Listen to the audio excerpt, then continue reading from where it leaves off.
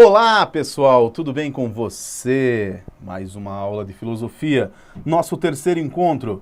Vamos juntos que a caminhada é longa. E agora nós vamos chegando então naqueles autores que são os clássicos da filosofia. Passamos por o período mitológico, passamos pelo período pré-socrático da origem da filosofia, entramos no período sofístico e chegamos a Sócrates. Agora nós vamos então ao discípulo mais ilustre e mais importante de Sócrates. Aquele que para muitos é o filósofo mais importante da história da filosofia. O nome dele é Platão. Então, dediquei a vocês aqui ao nosso curso aproximadamente 50 minutos para nós falarmos sobre Platão. Você vai perceber que as nossas aulas geralmente vão mantendo uma média de 30 minutos, mas procurei então dedicar a este tema, a filosofia platônica, um tempo maior. Por quê? Porque o Enem tem cobrado mais da filosofia platônica. A gente precisa ter uma atenção mais profunda a este filósofo. Sem contar que, compreendendo o pensamento platônico, tudo que virá sofrerá influência deste pensamento ou terá como base o pensamento deste filósofo. Terá como base o pensamento de Platão. Pois bem, é claro que eu gostaria que você, ao final das aulas, então, pudesse curtir, pudesse comentar um pouquinho, como eu disse, para a gente poder expandir um pouco mais. Mas é sempre bom podermos falar daquilo que gostamos, e falar de Platão, para mim, é sempre um grande privilégio. Por eu ter dedicado um tempo maior do pensamento deste filósofo, eu vou com muita tranquilidade nesta aula e nós vamos entender cada item do pensamento deste filósofo. Beleza? Vamos lá então, vem comigo. Platão e a ideia, a teoria do conhecimento, tá? Platão vai criar uma teoria chamada teoria dos dois mundos. Essa teoria dos dois mundos que Platão cria na sua filosofia é aquilo que nós chamamos de dualismo platônico, né? Como assim, Edvan? Eu trouxe aqui um slide em branco exatamente para a gente poder escrever e anotar algumas coisas. Platão, então, vai criar uma teoria dualista, a ideia de dois mundos. E isso ele vai dar o nome de teoria das ideias. A teoria das ideias é o fundamento do pensamento platônico. A teoria das ideias é o que fundamenta o pensamento deste filósofo. A teoria das ideias é a organização do pensamento platônico, é a base, é o esqueleto. Ele descreve isso de forma magnífica numa obra chamada A República. E eu vou tentar expor para você essa teoria. Tá? Platão diz assim, que... Vamos à imagem, eu vou tentar desenhar para você para ficar legal. Vamos lá então, vou apagar aqui teoria das ideias, né? E vamos lá então. Platão vai dizer o seguinte para a gente. Imagine que no princípio os deuses constituíram um mundo. Aqui está o mundo constituído pelos deuses. Neste mundo, os deuses colocaram para habitar almas. Ok? Então é um mundo constituído pelos deuses, habitado por almas. Junto destas almas, os deuses colocaram as ideias, ok? O instrumento que os deuses deram à alma para que ela pudesse reconhecer as ideias é a razão. Então, a razão é o instrumento que a alma utiliza para reconhecer as ideias. Nas ideias, os deuses colocaram a verdade. E o que caracteriza uma verdade? A verdade, ela é eterna, imutável, infinita, perfeita e assim por diante. Ok? Pelo fato de ser o mundo em que residem as ideias, foi dado o nome de mundo das ideias. Mas é possível você encontrar com o nome de mundo inteligível, de hiperurânio e assim por diante. Certo? Então você percebeu, no princípio, constituiu-se um mundo habitado por almas e ideias. A alma tem um instrumento chamado razão, que se utiliza para reconhecer as ideias. Nas ideias está a verdade. Então, a verdade, que é eterna, imutável, infinita, perfeita e assim por diante, se encontra nas ideias. Então, onde está a verdade no pensamento platônico? Nas ideias, que a razão conhece, e está na alma essa razão. Então, esse é o mundo perfeito, o mundo das ideias. Continuando a minha historinha aqui. Um dos deuses lá, um deus chamado Demiurgo, por exemplo, Demiurgo, né? Ele acabou sendo expulso do mundo das ideias e, como ele era o deus construtor, ele resolveu construir um mundo igual ao mundo das ideias, né? No lugar das almas, esse deus construtor chamado Demiurgo, expulso do mundo das ideias, colocou corpos. No lugar das ideias, ele colocou coisas materiais. O que são coisas materiais? Coisas que imitam as ideias. O que são corpos? Imitações da alma.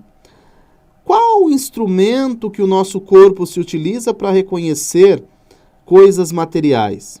Você sabe, são 5 sentidos. Então, no lugar da razão, os deuses, ou melhor, Demiurgo, deu os 5 sentidos para reconhecer as coisas materiais. No lugar da verdade, que habitava as ideias, aqui ele colocou a imitação de verdade. Perceba que eu não coloquei mentira, eu coloquei a imitação da verdade.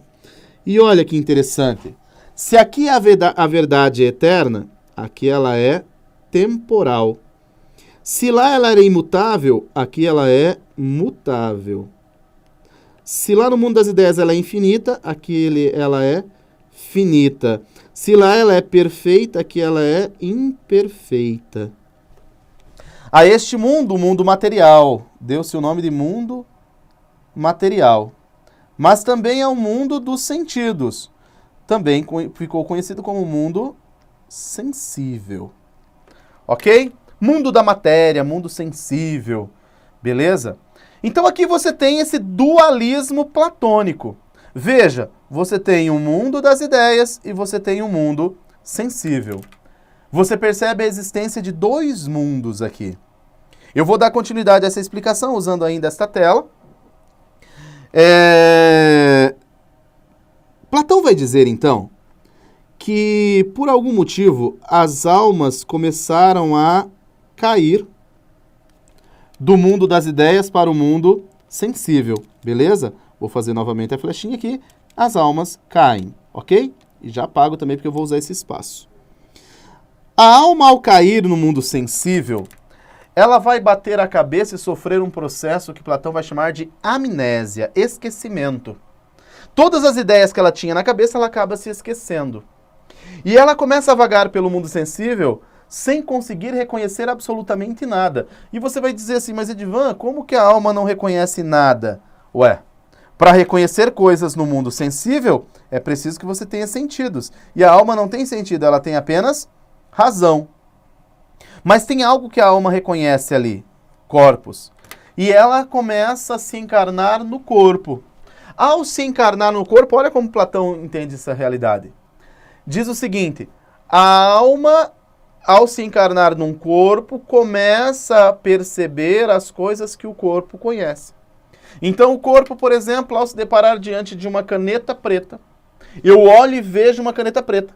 Essa informação vai para minha mente e lá no meu cérebro, e lá a alma vai conseguir fazer o quê? A alma vai conseguir detectar essa informação e vai sofrer um processo contrário à amnésia, que Platão vai chamar de anamnese ou, eu vou colocar o nome aqui, reminiscência. O que é reminiscência? É como se tivessem degraus que a alma se utiliza para ir reconhecendo. Então, conforme eu vou me lembrando, é como se eu fosse subindo degrau por degrau. Consegue entender isso? Conforme o corpo vai conhecendo as coisas, e a alma vai se lembrando, reminiscência é lembrança. Por que de van lembrança? Porque ela caiu e esqueceu, lembra? Ela já tem essas ideias na mente. Então a alma vai subindo. Como assim ela vai subindo? Porque quanto mais ela reconhece, ela vai sofrendo esse processo de ascendência para o mundo das ideias, que é o local verdadeiro e originário dela. Então a alma, Edivan, o objetivo dela é voltar para o mundo das ideias. Exatamente. Para isso ela se utiliza do corpo para reconhecer as coisas. Exatamente. E então é só lembrar de tudo que a gente volta. Então, mas não é todo mundo que consegue. Não é sempre que consegue. No decorrer da aula, eu vou te explicar um pouquinho mais sobre a teoria da reminiscência, né? Quero falar um pouquinho mais sobre a teoria da reminiscência. Então, isso aqui está num livro chamado A República, de Platão, né? Todo esse esqueminha aí você consegue encontrar num livro. Só que tem uma coisa legal aí para a gente entender. Platão, que tem como personagem principal da sua obra o Sócrates, vai dizer assim lá pelo meio da obra, o Sócrates vai dizer, e aí, você tá entendendo? Tá conversando com o interlocutor, né? Você tá entendendo e tal? Glauco, né? Você tá entendendo o que eu tô falando e tal? E de repente o cara vai dizer assim, mais ou menos, não tô entendendo muito bem, não tá ficando muito claro. E aí vem a parte legal, o exemplo, né? E Platão, para exemplificar, ele vai trazer a alegoria da caverna, né? Então, o mito da caverna vai se apresentar aqui na teoria platônica como sendo uma forma de exemplificar, essa alegoria da caverna vai exemplificar a teoria dos dois mundos. Uma forma de trazer um exemplo, né? É importante que você possa compreender a relação entre o mito e a teoria das ideias. Edivan, como que é esse mito? Eu vou resumir, pessoal, para vocês. Tem muita coisa, mas eu vou tentar trazer de uma forma bem simples esse mito. Então, vamos imaginar aqui da seguinte maneira. Eu vou até utilizar aquela mesma tela, né, que eu trouxe para você aqui, uma tela em branco, né? Eu vou tentar apagar tudo isso aqui. Espero que você já tenha anotado certinho, né? Feito o seu esqueminha também, para você entender. Fotografe, anote. Eu vou apagar essa tela para fazer a partir de agora o mito da caverna. Eu vou te contar o mito da caverna platônico para que você possa entender essa teoria. Pois é, Edivan, eu achei meio complexo essa teoria do Platão. Então, mas com o mito, você vai perceber que vai ficar mais tranquilo para você entender. O mito da caverna tem essa função, fazer com que você compreenda essa teoria das ideias. Vamos lá, então. Platão começa dizendo o seguinte, imagine uma caverna. Então aqui eu vou desenhar dessa forma aqui. Imagine uma caverna, certo? Imagine que dentro dessa caverna existam pessoas que estão ali desde que nasceram, certo? Pessoas que estão ali desde que nasceram. E essas pessoas, segundo Platão, elas estão de costa para a porta da caverna e olhando para o fundo da caverna. Então a flechinha aponta para onde eles estão olhando. Eles estão amarrados pela cabeça, pescoço, mãos e pernas. De uma forma que eles não conseguem se movimentar nem para um lado nem para o outro. Só ficam voltados para o fundo da caverna. Nas costas dele existe então a porta. Certo? Aqui está a porta da caverna. É por onde eles saem. Poderiam sair se não estivessem todos amarrados, né? Nesta porta da caverna existe um muro. Né? Eu vou desenhar aqui, existe um muro. Além deste muro, tem um caminho. Aqui está o caminho. Tem um caminho por onde pessoas passam constantemente, né? Além deste caminho, existe uma montanha. Deixa eu desenhar melhor a minha montanha aqui. Além desse caminho, existe uma montanha. No alto desta montanha, existe, então, uma fogueira. Olha a minha fogueira, que horrível, né? Existe uma fogueira que nunca se apaga. Beleza? Por este caminho passam pessoas que carregam sobre suas cabeças objetos de animais, enfim, eu fiz aqui uma pomba. Beleza? carregam sobre suas cabeças estatuetas, animais, seres, enfim. Quando eles passam por este caminho, olha que interessante, a luz da fogueira incide sobre eles, a sombra das pessoas ficam no muro, e do que elas carregam sobre a cabeça vai ser lançada lá no fundo da caverna, vai ser lançado lá no fundo da caverna, em forma de sombra, certo? Essa imagem é lançada no fundo da caverna em forma de sombra. Desta maneira, as pessoas que estão dentro da caverna só reconhecem as sombras. Tudo bem? Essa é a primeira parte. Essa é a primeira parte do mito, da história, da alegoria, né? Então imagine uma caverna, dentro dela pessoas amarradas pelos pulsos, pernas, pescoço, né? De costa para a porta, olhando para o fundo. Lá tem um muro, além do muro uma montanha, o caminho por onde as pessoas passam, carregando objetos sobre suas cabeças, por exemplo, uma garrafinha lá, enfim, carregam ali coisas sobre a sua cabeça. E as pessoas dentro da caverna só conseguem conhecer aquilo. Desde que nasceram estão ali, só conhecem aquilo. Continuando a nossa história. Por um motivo qualquer, um desses indivíduos, vamos pegar este por exemplo, este indivíduo consegue se soltar, né? Então ele consegue liberar aqui as suas mãos, o seu pescoço e a sua cabeça, e ele consegue sair da caverna, né? Ele consegue sair da caverna. Ao sair da caverna, segundo Platão, ele sofre com uma dor muito grande nos olhos, porque imagine, eternamente ele está lá, trancado na caverna, e de repente, naquela escuridão, e de repente ele sai e se depara com a luz do quê? Obviamente que você imagina, a luz do sol. E essa luz incide sobre os seus olhos e ele sente muitas dores. Mas com o passar do tempo, ele vai se acostumando. E lá fora ele reconhece tudo que antes era somente visto em forma de sombra. Ele consegue ver sua imagem refletida nas águas, ele consegue ver as flores, as plantas, os animais, tudo. A realidade verdadeira. Empolgado, feliz e animado, ele volta para a caverna. Ao voltar para a caverna, ele vai tentar contar, esse indivíduo vai tentar contar para aqueles que estão lá dentro, tudo que ele viu lá fora. Imagina a empolgação dele, né? Ele já entra correndo na caverna, e ao entrar correndo, é como você no meio de uma festa na noite e apaga a luz. Você fica por alguns instantes e alguns minutos totalmente cego, sem conseguir se localizar, né? E aos poucos os seus olhos vai se adaptando com a falta de luz e com a baixa intensidade e vai conseguindo enxergar melhor. Ele ficou um pouco perdido, mas mesmo perdido ali, meio tonto, ele começa a contar para os amigos tudo que ele viu lá fora. Então lá fora é muito legal, cara, lá fora é outro nível, lá fora é muito massa, lá fora... Imagine a cena, os outros olham e falam, esse cara voltou loucão. Ó, maluco total. Não, expulsam ele dali, tentam matá-lo, enfim.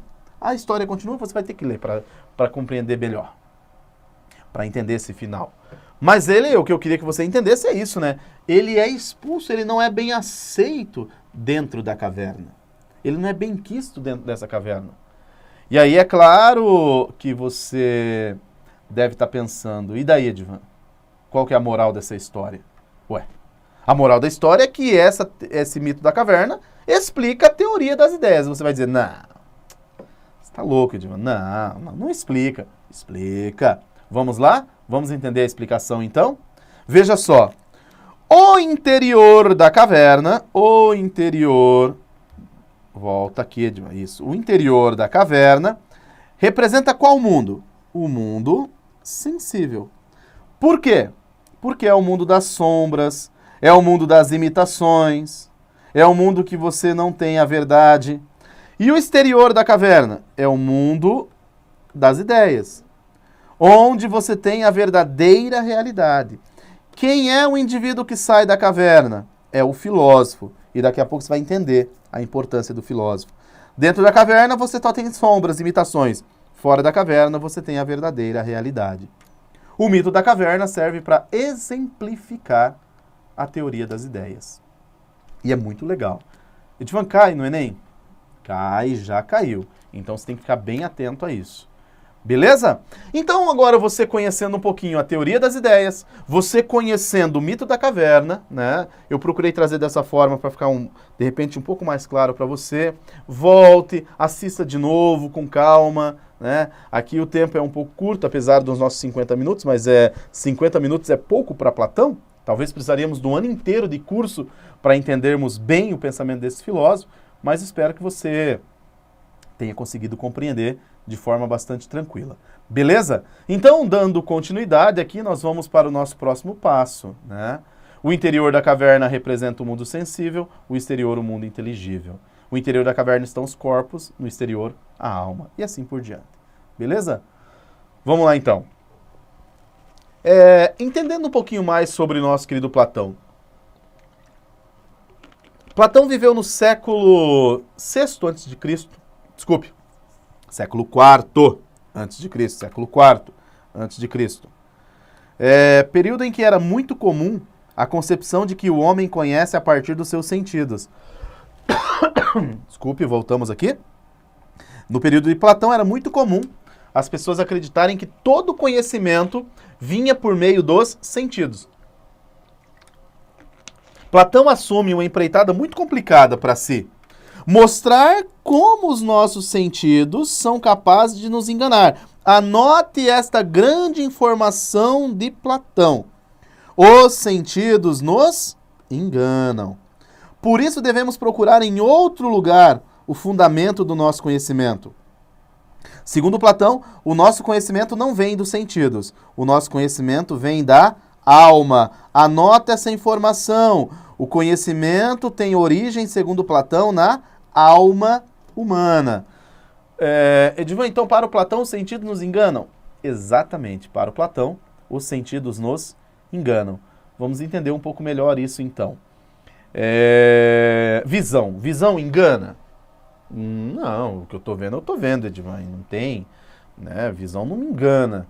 Vou te mostrar que sim. Imagine você no litoral agora, né?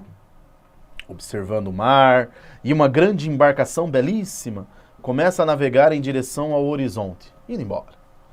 Você olha e depois de meia hora observando, você percebe que o navio foi ficando menor, né? O navio foi diminuindo o tamanho, não é verdade? Aí você vai dizer, sim, é verdade. Eu vou dizer, não.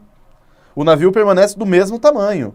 O que diminuiu foi a sua capacidade de enxergar o navio da mesma forma com essa distância. Então a sua visão está te enganando, porque ela está mostrando um navio menor, enquanto que o navio continua do mesmo tamanho.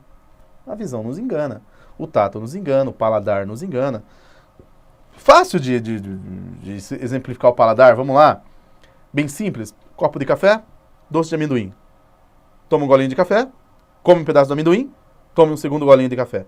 O segundo golinho de café não terá o mesmo gosto do primeiro, mas é o mesmo café. O que mudou?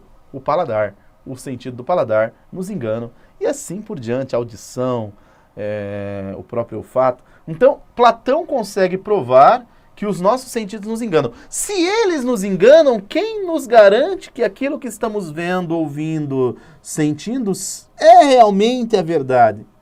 Então Platão diz, não dá para confiar em quem te traiu uma vez, porque o sentido está nos traindo. Ele nos trai, então não dá para confiar nele. Não dá para ter certeza, entendeu? Não tem como ter certeza. Por isso, Platão vai então dizer que ao invés de você se apegar aos sentidos, você deve se apegar então à razão, à alma. Beleza? Vamos lá então, continuando aqui.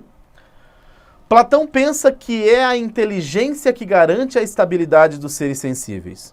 Isso quer dizer que a transitoriedade evidenciada nas coisas sensíveis não podem dar razão de si e por si mesmas. Ou seja, se as coisas no mundo sensível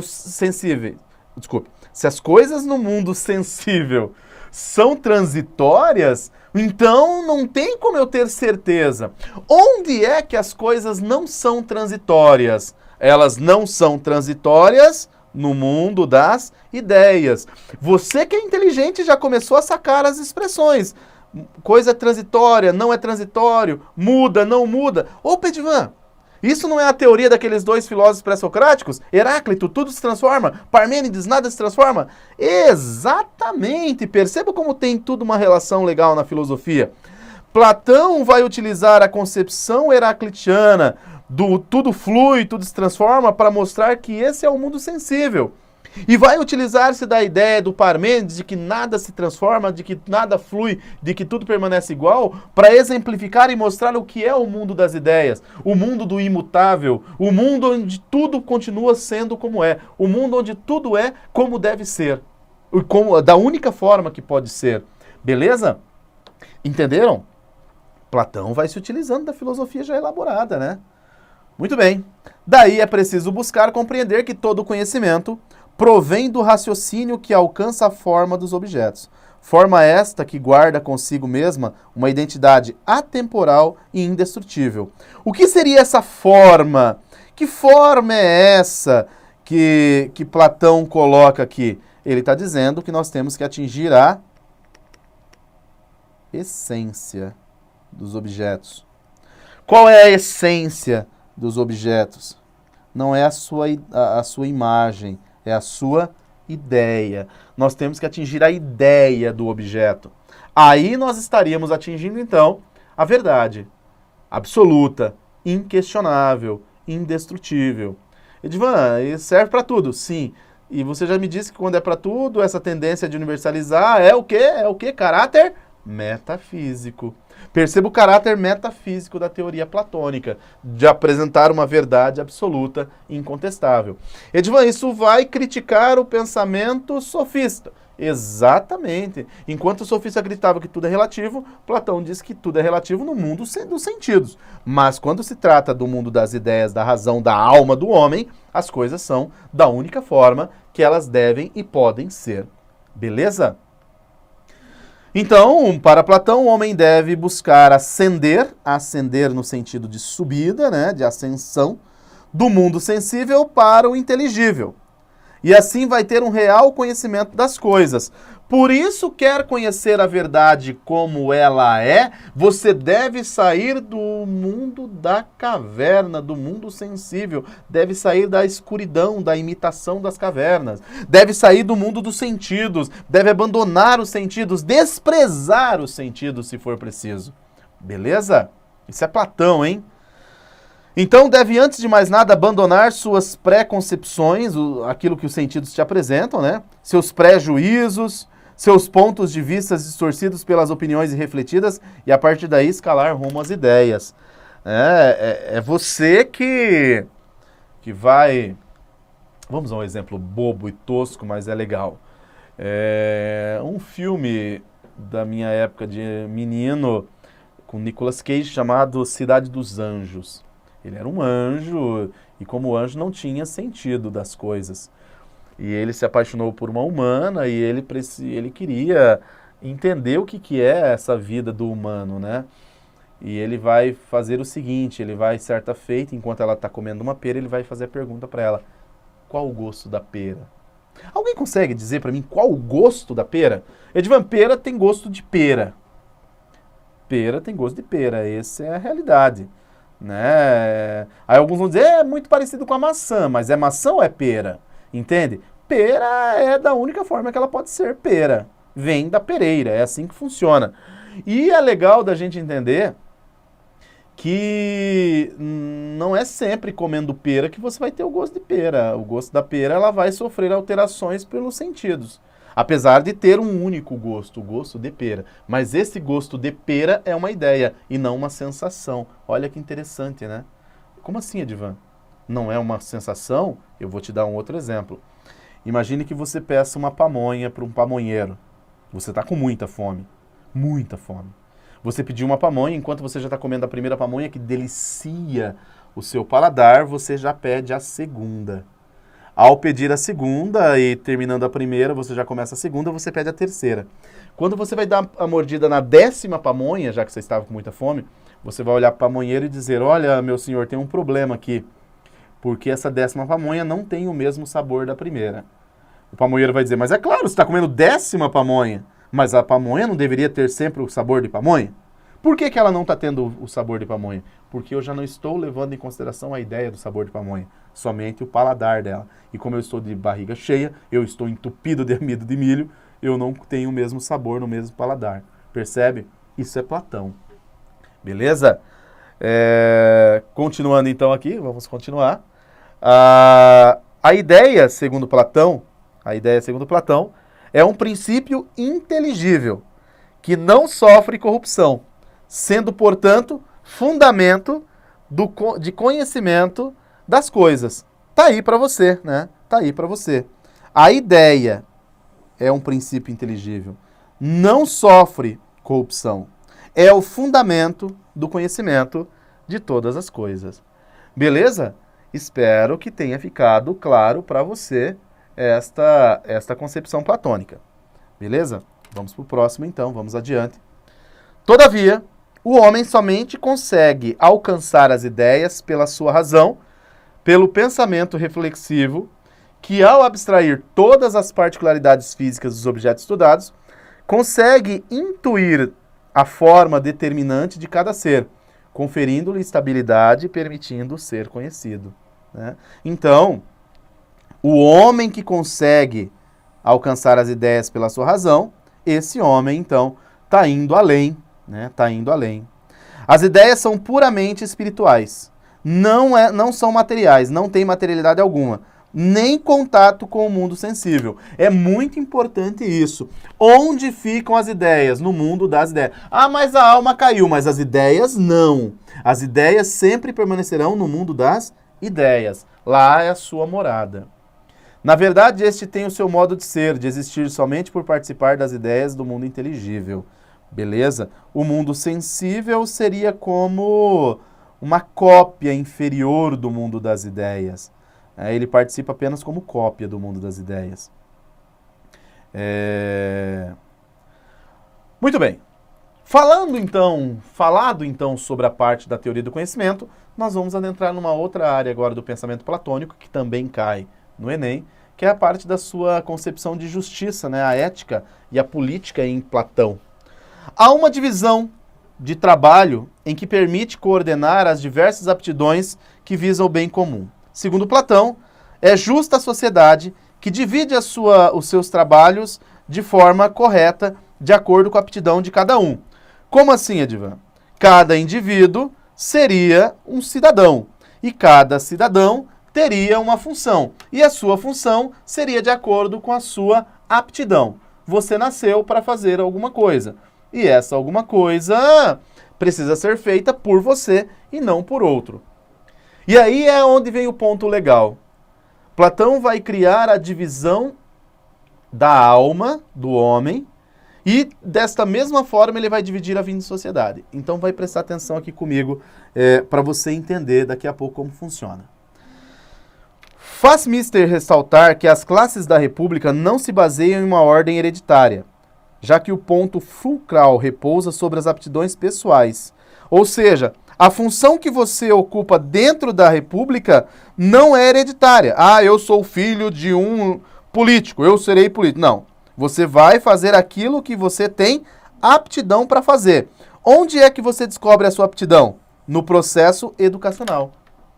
Para Platão, o menino, todo cidadão, deve ir para a escola e na escola ele vai descobrir qual é a sua aptidão, qual é a sua vocação. É assim que ele pensa.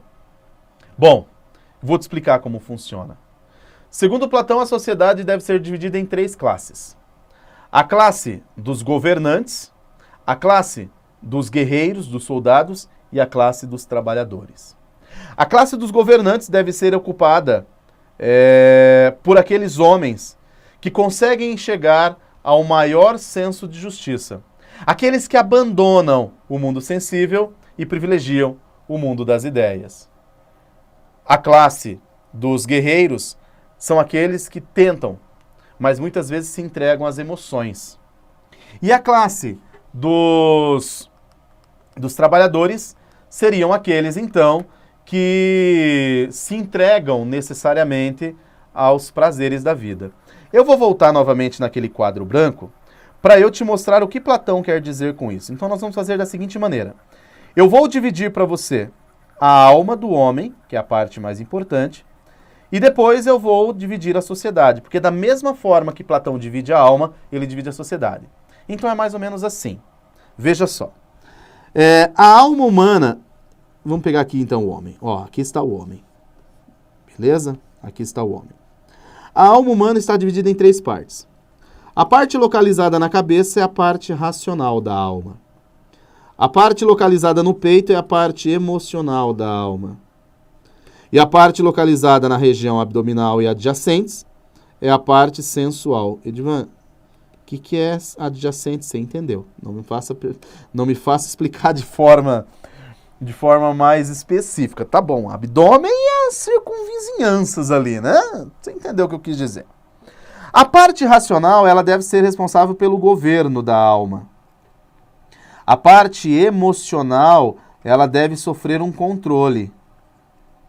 Tem que ser controlada. E a parte sensual deve ser desprezada. Como assim, Edvan? Desprezar a parte sensual? Sim, porque essa parte mais ligada ao corpo. Porque a sensualidade é essa entrega ao seu corpo aos prazeres físicos. E o prazer físico, ele é ilusório. O verdadeiro prazer, segundo Platão, está onde? Aqui, ó, na parte racional. Para você entender o que eu quero dizer, é bem simples. Basta que eu utilize com você a palavra amor. Já ouviu falar de amor platônico? O que é amor platônico? Amor platônico, Edvan, é aquele amor que não se concretiza. Por quê? Porque para Platão, amor é eros. Eros é desejo, né? Então vou anotar aqui, ó. Amor é eros. Eros é desejo. E o que é desejo? Desejo é querer ter aquilo que você não tem.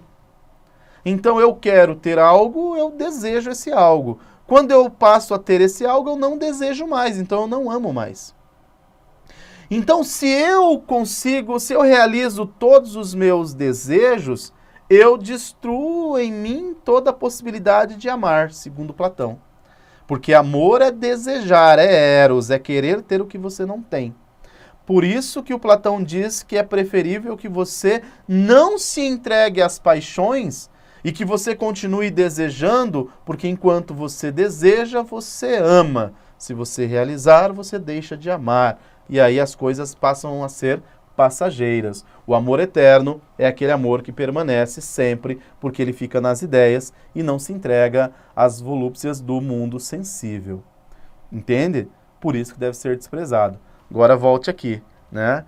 É claro que para você chegar a esse estado aqui, você precisa então controlar as emoções e abandonar os sentimentos, né? Exatamente. E isso é a alma do homem. Agora veja, se eu estivesse falando de sociedade, a sociedade, segundo Platão, é como um corpo humano. A cabeça da sociedade é o governo. É a parte racional da sociedade. Segundo Platão, são os filósofos. Edvan, então você quer dizer que para o Platão só o filósofo consegue voltar para o mundo das ideias? Exatamente. Você quer dizer então para mim que é só o filósofo que volta para a sua alma dele? Só. E se eu sou um homem bom, mas eu sou um arquiteto? Então, é possível que a sua alma se reencarne num filósofo. Ele acredita em reencarnação? Claro. A alma vai se reencarnando até chegar na alma de um filósofo e voltar para o mundo das ideias. E se eu não levar uma vida digna? Desculpe, mas é a expressão platônica. Se você é homem e não levar uma vida digna, você vai ser castigado com sua alma se encarnando num corpo de mulher. Cuidado de dizer, Platão é um machista. Platão é um dos filósofos que mais valoriza as mulheres, mas infelizmente, como na Grécia a mulher não tinha seu espaço ainda, né? Então algumas coisas são bastante machistas nesse sentido. E se eu fui uma mulher digna, é possível que se encarne num corpo de um homem que vá se tornar filósofo. E se eu não fui um homem digno, nem uma mulher digna, e se eu não fui um homem digno nem de me encarnar num corpo de mulher, Edvan, você vai se encarnar num corpo de um ser desprezível qualquer, de uma lombriga, de uma mosca, e ali você vai viver eternamente a sua alma vivendo nesse tártaro eterno, ou seja, nesse sofrimento eterno de se viver a sua alma num corpo desprezível, porque você se entregou aos prazeres do corpo. Então a sociedade perfeita é aquela que é governada pelos filósofos, defendidas pelo exército. Qual que é a função do exército? Defender, defesa. E o sensual, Edvan, são os trabalhadores. Trabalhadores. São aqueles que não conseguem controlar as suas emoções e não se entregam aos estudos. Onde é que o cara aprende isso, Edvan? Na escola. Essa é a parte mais importante. É na escola que você vai perceber que esse processo vai acontecer. Tá aqui para você, ó. É dentro do processo educacional que isso acontece. A aristocracia de Platão, diferente daquela calcada na propriedade, na riqueza, é a aristocracia do espírito, cujo saber legitima o poder, ou seja, só pode governar a cidade aquele que é justo por conhecer as implicações de justiça, ou seja, só pode chegar ao poder o filósofo. Ele é o cara, o filósofo era quem deveria assumir o poder. Beleza? Na cidade platônica, governada pela filosofia, não seria necessário um direito positivo, pois os magistrados deveriam decidir em cada caso particular o que a justiça exigiria segundo as circunstâncias. Reconhece a importância da família, da propriedade privada, evita-se o excesso de riqueza e de pobreza, pois, no seu entender, seria uma causa de toda a discórdia. Quando tem gente que tem de mais, tem gente que tem de menos. Então, que não tenham de mais e que não tenham de menos. Que cada um tenha de acordo com a sua necessidade e que isso seja de forma justa. Cada um tem de acordo com o seu mérito. Essa é a concepção platônica. Beleza? A ideia socrática de que a cidade, o poder político, na qual a família e o indivíduo formavam um todo harmônico, permanece no pensamento platônico. É o fundamento da ideia de justiça como virtude. Para Platão, a justiça é uma virtude. Ou seja, é aquele que observa permanentemente a lei e, ao mesmo tempo, observa que essa lei é fruto de uma razão que visa o bem comum. Uma razão que visa o bem de todos. Mas, Edvan, quem é que pensa uma lei que é boa para todo mundo? O governante. Por isso que é o filósofo, aquele que tem senso de justiça. Ele não se entrega aos prazeres, ele não se corrompe. Essa é a concepção platônica. O sentido de ordem política ideal é o de justiça, que correlaciona intrinsecamente lei e justiça.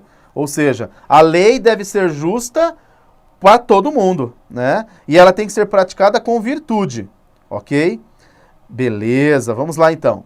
Nesses sentidos, encontramos a ligação entre as duas perspectivas do conceito de justiça. A justiça é uma ideia, forma pura, e a justiça enquanto virtude, ação do homem virtuoso, né? A justiça é a ideia do que deve ser feito e também a prática do homem dessa ideia. E o homem que pratica essa ideia de justiça. A justiça enquanto ideia é a justiça enquanto uma prática, enquanto virtude humana.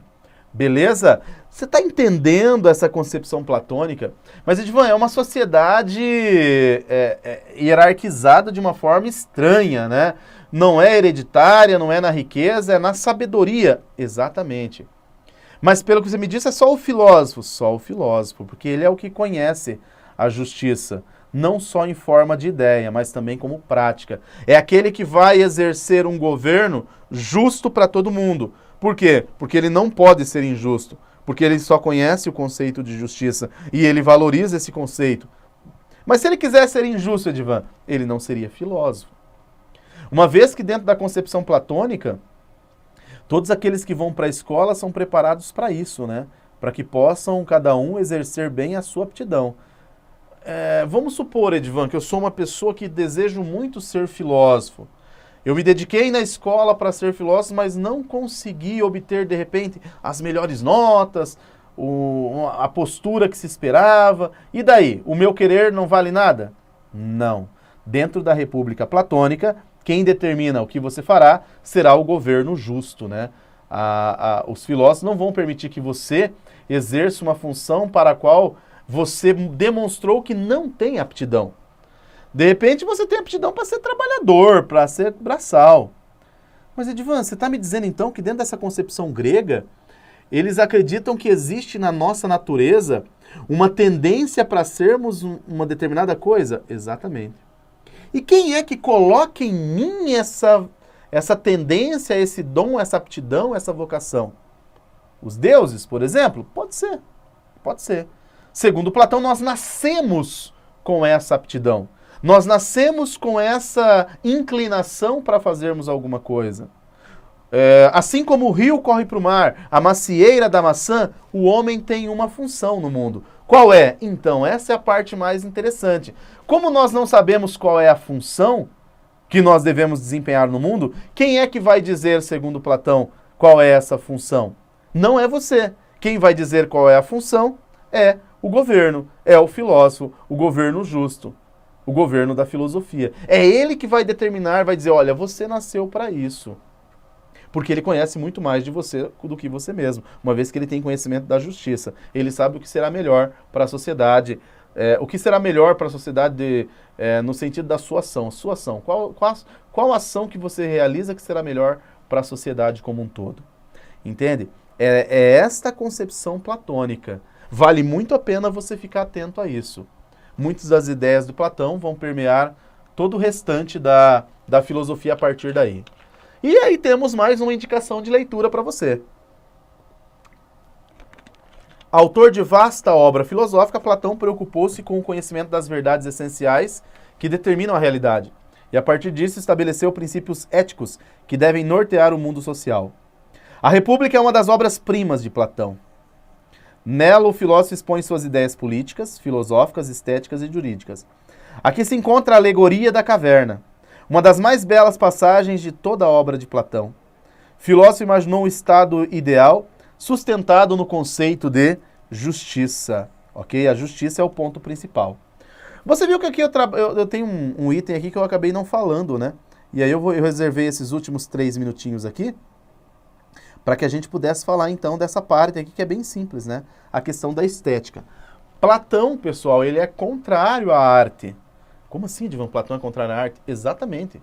Platão acha que a arte é uma forma de você se prender às imitações. O que é o desenho de uma árvore? A imitação de uma árvore. Só que a árvore que você está imitando já é uma imitação, porque está no mundo sensível. Então, a árvore que você vai desenhar é a imitação da imitação. E quem se prende às imitações vive no mundo sensível, dentro da caverna. Onde está a árvore verdadeira? Nas ideias. E seu desenho? Eu estou imitando. E a imitação não deve ser valorizada. O que deve ser valorizada é a ideia em si. Tem um trecho muito bonito da obra que ele fala, se passar pela nossa cidade um poeta, nós vamos acolhê-lo bem, darmos banho, perfume, vamos alimentá-lo, mas na hora que ele for proferir a sua poesia, nós vamos mandar ele seguir caminho. Porque na nossa sociedade não cabe um poeta, uma vez que ele virá imitar. E a imitação não cabe nessa sociedade. Porque a imitação leva você a acreditar nas sombras. Você vai olhar para uma sombra e vai achar que aquilo é a realidade. Então Platão é contrário à arte.